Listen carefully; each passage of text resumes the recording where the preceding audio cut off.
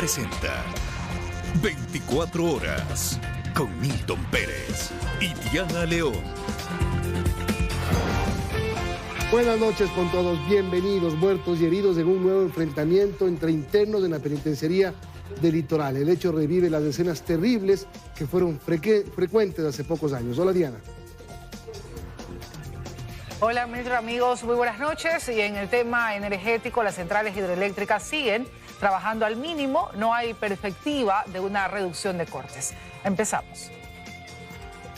Al menos 15 privados de libertad muertos y 14 heridos dejan los incidentes reportados en la penitenciaría del Litoral. La Fiscalía procesa a 9 presos por esta nueva masacre carcelaria.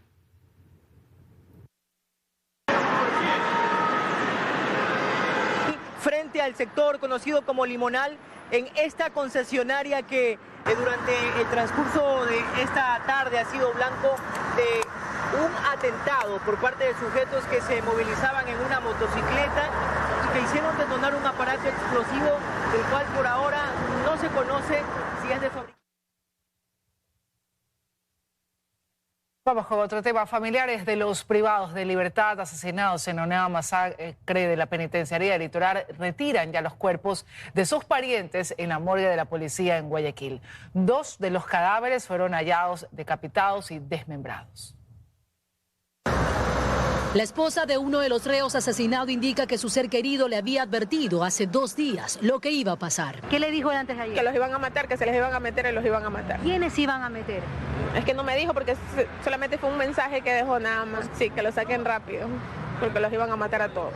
Finalmente ocurrió. El SDAI, ente encargado de las cárceles, confirmó pasadas las 9 de la mañana de este martes que habían 14 reos heridos y 15 muertos, como resultado del enfrentamiento armado dentro de la penitenciaría del Litoral. Él tenía que salir la semana pasada y le suspendieron la audiencia por los cortes de energía, dijo el juez. Años con esto, tenemos años con muertos, asesinatos, descuartizados y nadie hace nada.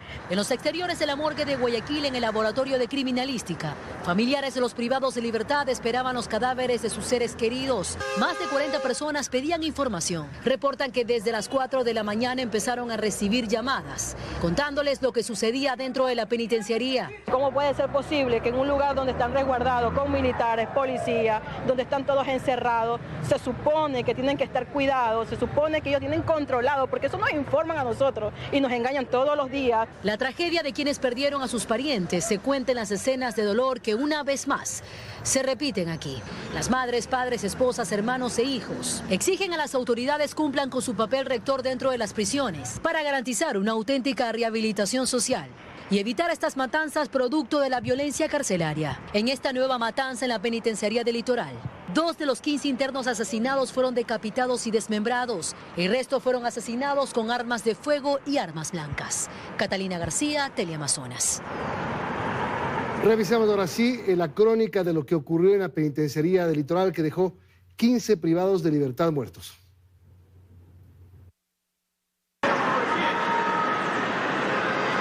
Esta toma aérea muestra cómo 4 internos sacan del interior de los pabellones hasta los patios varios cuerpos de los privados de libertad que fueron asesinados durante la madrugada del martes. Tras reportarse nuevos enfrentamientos al interior de la penitenciaría del Litoral, según los registros, desde las 3 de la mañana se comenzaron a escuchar detonaciones de arma de fuego e incluso explosiones provenientes de este complejo carcelario. Los ruidos cesaron luego de 2 horas, cuando un gran contingente de uniformados ingresó al recinto.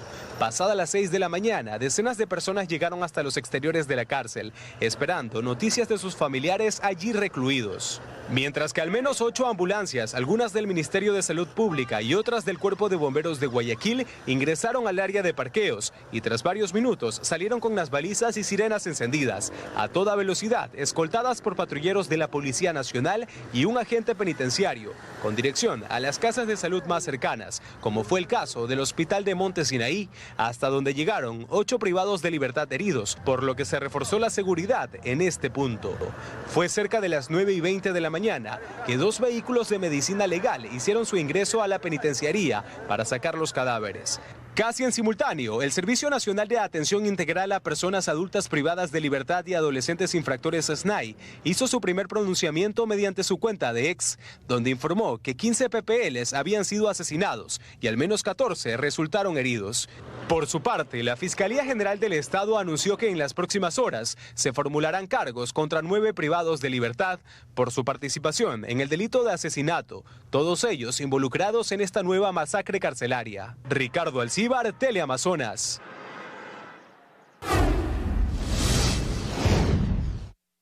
La ministra de Energía, Inés Manzano, anunció que se podría concretar un primer contrato con una empresa colombiana para la compra de energía. Mientras tanto, gremios de generación eléctrica de ese país pedirán al gobierno de Gustavo Petro que se levante la restricción de exportar energía a Ecuador, tomando en cuenta la mejora de sus embalses. Que Colombia exporte energía a Ecuador sigue siendo la opción más cercana para superar en algo la crisis eléctrica. La ministra de Energía encargada, Inés Manzano, señaló este martes en el Foro de Sostenibilidad que se lleva a cabo en Quito que está cerca la adquisición de energía a privados. Hoy me toca terminar el contrato con Colombia, un privado de Colombia. Y tengo luego que hacer la visita al Procurador General del Estado. Me revisa la cláusula arbitral. Sin embargo, no dio detalles porque dijo no quiere dar falsas esperanzas. En todo caso, en Colombia se abre otro escenario positivo para Ecuador, pues se registra una mejora en sus embalses tras las intensas lluvias de los últimos días. Hemos tenido lluvias por encima de la media histórica, más o menos un 130%. Hoy digamos que amanecimos con un nivel de embalse cercano al 61.9%. La meta de Colombia es alcanzar el 67% de los embalses hasta el 1 de diciembre, y eso se logrará si las lluvias continúan con intensidad como hasta ahora. Está lloviendo más en algunas regiones que otras, entonces puede ser que algunos embalses se llenen mucho más rápido. De allí que analizan solicitarle al gobierno de Gustavo Petro que levante la restricción de exportar energía a Ecuador. Del lado de los gremios tenemos un par de reuniones esta semana para comenzar a decirle al gobierno, mire, yo creo que ya es momento de, digamos, retomar esas exportaciones a Ecuador. Hay una empresa que se llama XM, que es la que opera el sistema interconectado nacional. Entonces ellos son los que tienen el radar que les permite día a día ir haciendo las evaluaciones en cuanto al comportamiento de los embalses y de acuerdo a ese comportamiento, pues toman las decisiones. Pero para el exministro de Energía de Colombia, Amílcar Acosta, la opción de exportar no será posible sino hasta diciembre. Este mes de noviembre no veo clara la posibilidad de que se reanuden esas exportaciones. Así la expectativa sobre las decisiones del vecino país sigue latente. Belén Merizalde, Teleamazonas. En la central, Coca-Cola Sinclair opera en un 20% de su capacidad. Con la inestable operación de la hidroeléctrica Mazar, es inminente el incremento en los horarios de los apagones, aseguran los especialistas consultados. La composición hidráulica de electricidad que genera diariamente el país se encuentra en estos momentos en menos del 48%, siendo así que, por ejemplo, en el caso de la central Agoyán, está entregando actualmente 35 megavatios de los 156 que genera en condiciones normales. Minas San Francisco, por su parte, solo pudo generar hasta el mediodía y cerró en 2.75 megavatios de los 270 megavatios que tiene de capacidad, saliendo así de operaciones. En el caso del complejo Paute Mazar, su situación es aún más crítica, porque solo cuenta con aportes laterales, y aquí el detalle queda el consultor energético Luis Eduardo Armas. En este momento la central Mazar está apagada, se está recibiendo aportes mínimos del orden de 15 a 20 metros cúbicos por segundo. Esto mientras que Coca-Cola Sinclair actualmente logra generar entre 200 a 300 megavatios de su capacidad nominal de 1.500 megavatios, lo que significa un 20% de su generación, a lo que Armas advierte que ante la falta de previsiones, el gobierno se verá obligado en aumentar los cortes de energía. Se ve necesario que se recurran a cortes en el orden de 14 a 16 horas para la próxima semana o a partir del fin de semana. Y con 12 horas la recuperación de Mazar ha sido mínima. Esta misma postura es compartida por Freddy Campoverde, vicepresidente del Colegio de Ingenieros Eléctricos de la SUAI. Ojalá en esta semana se logre concretar el tema de la venta de Colombia para mejorar en unos 200, 300 megavatios. Asimismo, Campo Verde afirma que dentro de este panorama el gobierno deberá tomar en cuenta los siguientes aspectos. Las térmicas son centrales complementarias que no pueden darse un uso continuo y actualmente estamos produciendo alrededor de los 1.300 megavatios. Esto podría causar algún tipo de problemas. Y es bajo estas condiciones que se encuentra el país, entre la ausencia de lluvias en la zona austral, la espera de la compra de energía de Colombia y racionamientos de 12 horas que ya dejan pérdidas millonarias y malestar de los ciudadanos en general. Asterix Ingrid, Teleamazonas. Este 8 de noviembre el gobierno empezó a llenar el embalse de Toachi Pilatón con el objetivo de que para diciembre empiece a funcionar la primera turbina de la central de Yuriquín, que tiene una capacidad de 68 megavatios. La central tiene 3 unidades que se espera entren en funcionamiento total con 204 megas en el primer cuatrimestre de 2025. El complejo hidroeléctrico Toachi Pilatón, que funciona en 3 provincias, Pichincha, Cotopaxi y Santo Domingo, está conformado por las centrales Ayuriquín, Sarapuyo y una mini central. En total, el proyecto tiene una capacidad de generación de 254 megavatios. Desde el 8 de noviembre, todos los días a las 11 de la mañana, se llena su embalse para que desde el próximo mes entre en funcionamiento la primera turbina de Ayuriquín y empiece el aporte al Sistema Nacional Interconectado. La central Sarapuyo de una capacidad de 49 megavatios, la mini central de 1.4 megavatios y la central hidroeléctrica Ayuriquín, que tiene una capacidad instalada de 204 megavatios. Y nos tenemos planteado el objetivo de tener la primera unidad funcionando de Ayuriquín en el diciembre de este año. En enero la segunda turbina y para el mes de febrero ya tendríamos operativa la tercera turbina. Cada turbina genera alrededor de 68 megavatios individualmente. Este martes el embalse de la central amaneció a 931 metros sobre el nivel del mar y lo llenaron a 932 metros sobre el nivel del mar. En 45 días debe alcanzar niveles más altos. Para ello en el lugar hay maquinaria pesada. El llenado está en la primera fase. Tenemos que llegar hasta la cota 970 metros sobre el nivel del mar para empezar con las pruebas. Diariamente estamos subiendo 1 metro en la primera fase, luego vamos a acelerar el llenado. A diferencia de las hidroeléctricas de Mazar, Molino, Sopladora, Agoyán, San Francisco y Pucará, que pertenecen a la vertiente del Amazonas, Ayuriquín pertenece a la del Pacífico. Esta tiene un comportamiento distinto. Esa es su ventaja ante los estiajes. Debido a que tenemos esta variación por la cordillera, que cuando tengamos épocas de lluvia, época de invierno en la zona oriental, tenemos época de verano acá y viceversa. Entonces sería un complemento de generación al sistema nacional. ¿Este dependerá de las lluvias? Claro que sí, nosotros dependemos mucho de las lluvias, estimamos que podemos tener lleno el embalse en un plazo estimado de 45 días. Sí dependemos de los caudales, pero en realidad dependemos del manejo y la operación que se le haga al embalse. El gobierno estima que el complejo Toachi Pilatón funcione para febrero de 2025, ojalá a máxima capacidad. Ayuriquín con 204 megavatios, Sarapuyo con 49 megavatios y la mini central con 1.4 megavatios. María Gracia Chacón, Teleamazonas. Y la generación de energía para superar la emergencia por el estiaje es un intento fallido del gobierno, pues 3 de los 4 contratos para esa contingencia tambalean y lo más seguro es que no se cuente con la mayoría de esa generación en tierra. En 2024, el 2024 cerrará sin la operación de los generadores. Los contratos emergentes firmados en agosto para enfrentar la crisis eléctrica podrían quedar sin piso frente a la serie de aparentes irregularidades detectadas. La oferta en firme hasta septiembre era tener en tierra la generación de 241 megavatios incorporados al sistema. Eso dijo el viceministro. Se están construyendo 50 en Quevedo, 100 en Salitral y 91 en Esmeraldas. Hasta noviembre, Salitral y Quevedo y Esmeraldas estarían en diciembre. No obstante, de a poco se han ido desvaneciendo las expectativas frente a las irregularidades detectadas y sobre todo los incumplimientos de las 2 empresas contratadas. La primera, Progen, con 2 contratos por 149 millones de dólares. Ya cayó en desgracia pues se incumplió los plazos y los contratos están camino a la terminación unilateral, aun cuando desde mayo supuestamente alistaba equipos frente al entonces ministro encargado Roberto Luque. Con este incumplimiento quedan 91 megavatios pendientes comprados a la empresa Austral Technical Management por cerca de 90 millones de dólares. Pero no se trata de una fabricante de equipos, tanto que se sabe que esos motores están en el Líbano y difícilmente llegarán en diciembre como se programó.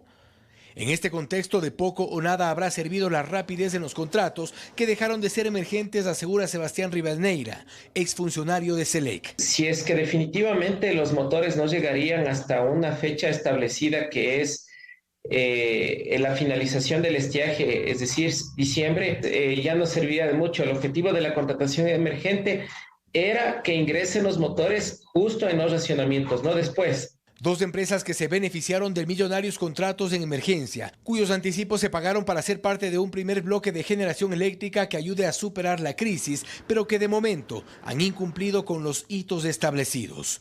Una emergencia que solo sirvió para apurar las firmas. Con tal de ganar la oferta o la propuesta que le hicieron a SELEC, o sea, ofertaron algo que en la realidad no se podía cumplir. Sin mayor explicación, los administradores de los contratos han sido reemplazados dentro de SELEC. Lo cierto es que quizá lleguen los motores, pero quizá no sea para esta emergencia. En Quito, Fausto Yepes, Teleamazonas. En los barrios de las partes altas de Quito, los cortes eléctricos también afectan el abastecimiento de agua. En el norte de la ciudad, los ciudadanos se quedan sin líquido vital incluso por días. Sin luz y sin agua. Así es como viven decenas de ciudadanos en los barrios ubicados en las partes altas de Quito, pues los racionamientos de energía afectan también a las estaciones de bombeo. En Colinas del Valle, al norte de la ciudad, en los locales comerciales se trabaja en medio de la incertidumbre, ya que los horarios de corte no se cumplen y sumado a los apagones, les han hecho perder ventas. Hablamos de unas 3 horas, 4 horas al día. A lo que viene el agua toca recoger en tachitos para tener el agua para el siguiente día y comenzar con algo de los alimentos. Incluso hemos tenido hasta 8, 10, hasta 15 días totalmente sin agua. Son horarios que cortan al rato que se les antoja, e incluso la gente mismo no compra. Primero porque dicen que no tienen cómo almacenar en la casa. Y segundo por la inseguridad que les da, que no saben cómo nosotros tratamos de conservar. Y lo mismo ocurre en San Juan de Calderón. Aunque aquí dicen los vecinos los cortes de agua son constantes y nada nuevos. Sí comentan que tras los apagones la situación se agudizó. Por ello se dan modos para no cerrar sus locales y llevar una vida medianamente normal. Ahí cortan a veces desde las 9:30 hasta y llega a medianoche o a la madrugada. Por ejemplo, en la casa yo lo que opto es por coger agüita en tina y lavar cuando se puede y lo más necesario. En el local igual, en cambio aquí a los pobres clientes les tengo con agua fría, igual recogiendo agua. Se levanta tipo 3 de la mañana a ver si hay agua y entonces ese rato toca coger el agua. Ante esta situación, en los techos de las casas de ambos barrios se encuentran cisternas, pero exigen a las autoridades que se cumplan con los horarios y se garantice el abastecimiento, lo que de hecho ya es incierto, pues debido a la sequía, el agua está garantizada hasta diciembre, por lo que ya se plantean racionamientos en otros sectores de forma preliminar de 2 horas. En Quito, Lucía Clavijo, Teleamazonas. Glaciares y ríos del Ecuador están afectados por la crisis hídrica que atraviesa el país. Según el INAMI, el cambio climático incide en esta problemática. Un equipo de 24 horas recorrió la provincia de Chimborazo y nos cuenta detalles de este tema. Se trata del nevado más alto del Ecuador, el Chimborazo, ubicado en la provincia que lleva su nombre, pero que de nevado queda poco.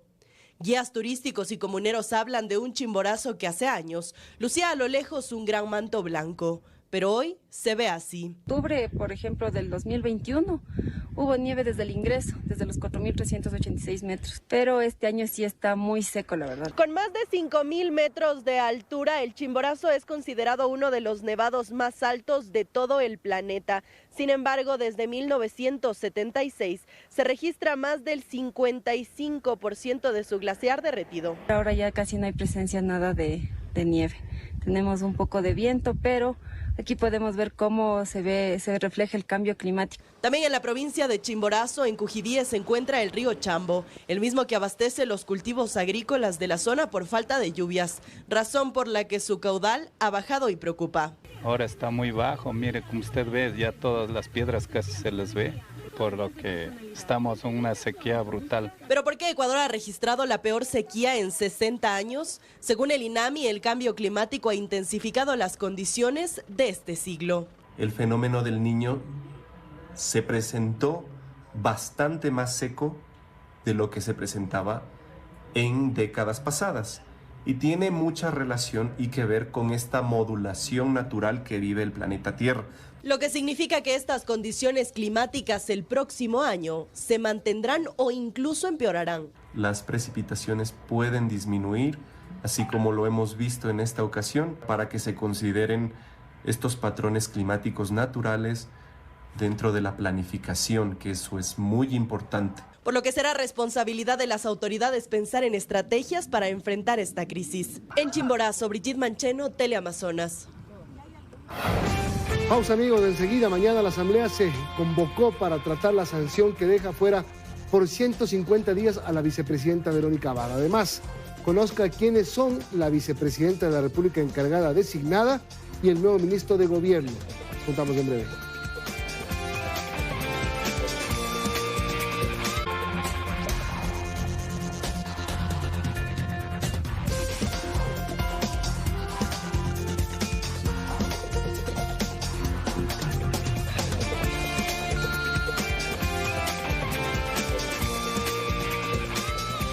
Y el gobierno movió sus fichas desempleadas a la vicepresidencia de la República y del Consejo de Seguridad de las Naciones Unidas al Ministerio de Gobierno.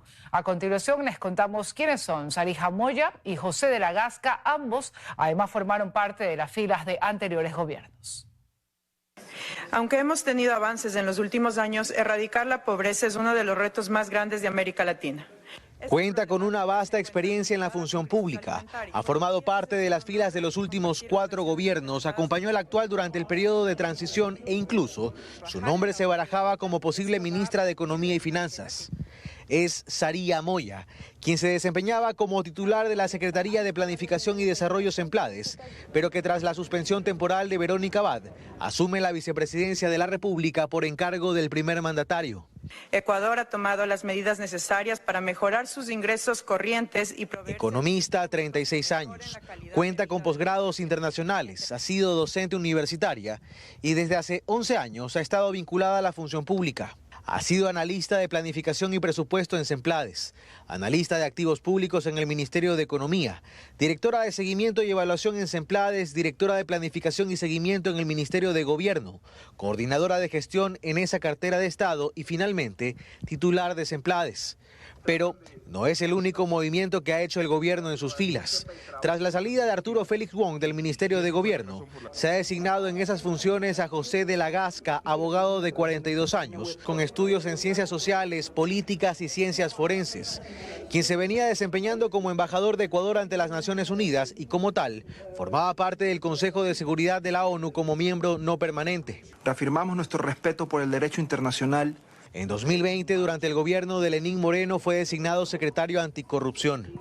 En 2019, postuló para fiscal general del Estado en el proceso organizado por el Consejo de Participación Ciudadana transitorio. Antes, pasó por la Asamblea Nacional como asesor y por la función judicial. En Guayaquil, Carlos Acoto, Teleamazonas. La Asamblea pedirá un pronunciamiento a la Corte Constitucional sobre la decisión del Ministerio de Trabajo de suspender a la vicepresidenta Verónica Abad. Entre las bancadas empieza a tomar fuerza la posibilidad de llevar a juicio político a la ministra Ivonne Núñez.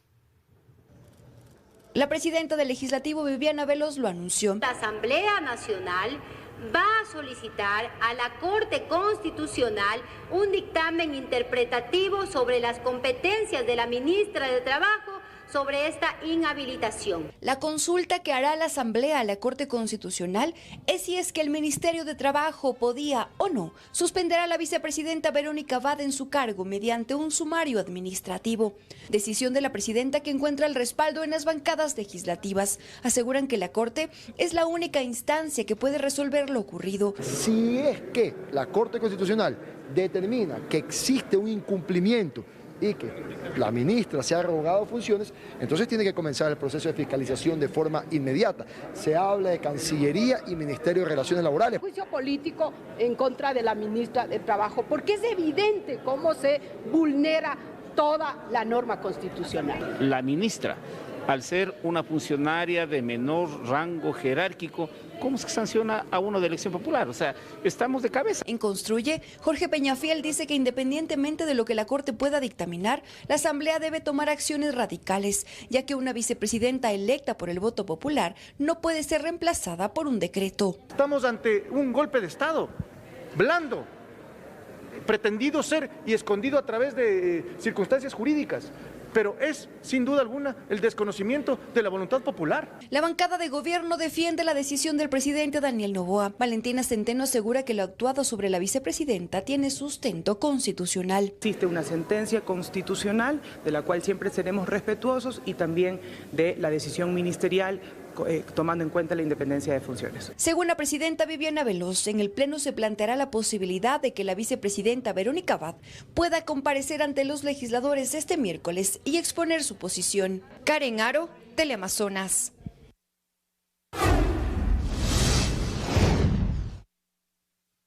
Y Cuenca se alista para la 29ª Cumbre Iberoamericana de Jefas y Jefes de Estado.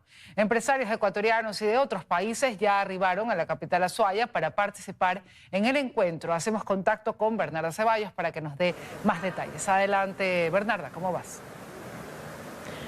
Compañeros, ¿qué tal? Muy buenas noches. Sí, justamente aquí en el Museo Pumapungo de la ciudad de Cuenca es en donde se realizará la 29ª edición de la Cumbre Iberoamericana de Jefas y Jefes de Estado los días 14 y 15 de noviembre. Comentarles que la organización de este evento ya se encuentra ultimando los detalles. Inclusive hay 111 militares del Grupo Especial de Comandos desplegados aquí en los exteriores del museo.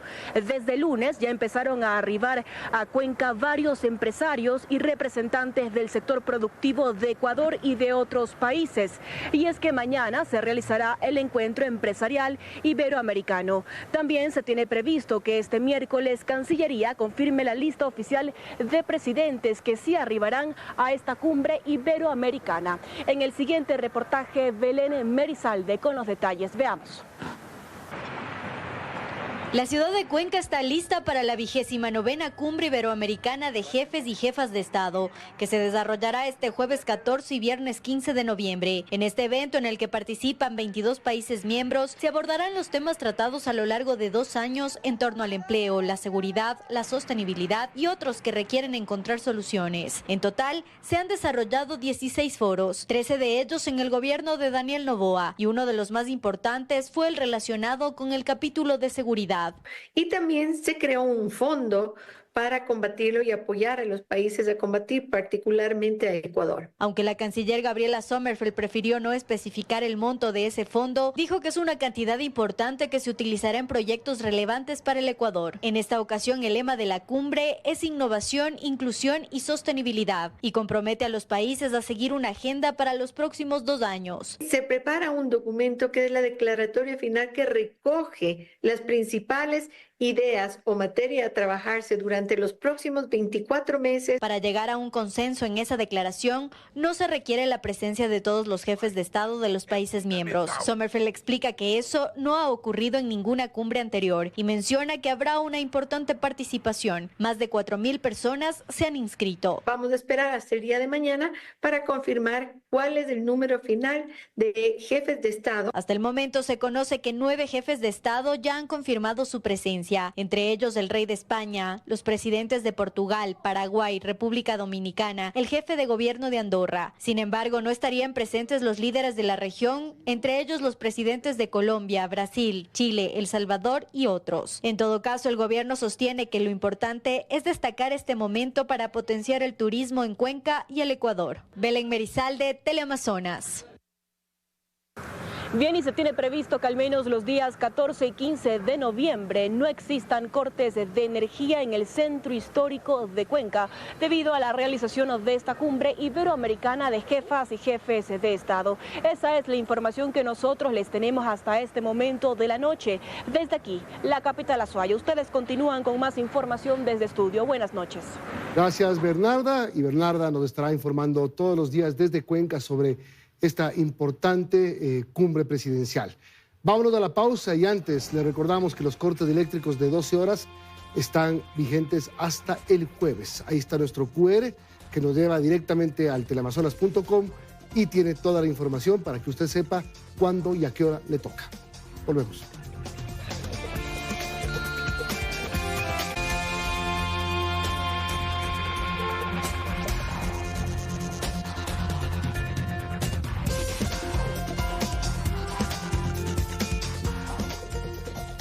El candidato a la presidencia de la República por Pachacutic, Leonidas Issa, presentó una querella por supuesta calumnia en contra del expresidente Guillermo Lasso.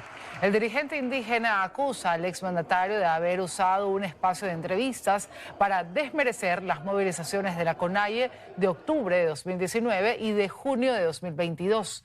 Issa pide 2 años de prisión para Lasso y el pago de $2 millones. John Pollitt, hijo del ex contralor Carlos Pollitt, se declaró culpable de conspiración para lavado de activos en los Estados Unidos durante la audiencia que se efectuó en la Corte del Distrito Sur de la Florida. Por esto, el procesado no enfrentará un juicio y recibirá una sentencia reducida que podría ser de 10 años de prisión y una multa de $250,000. La condena se conocerá en enero de 2025.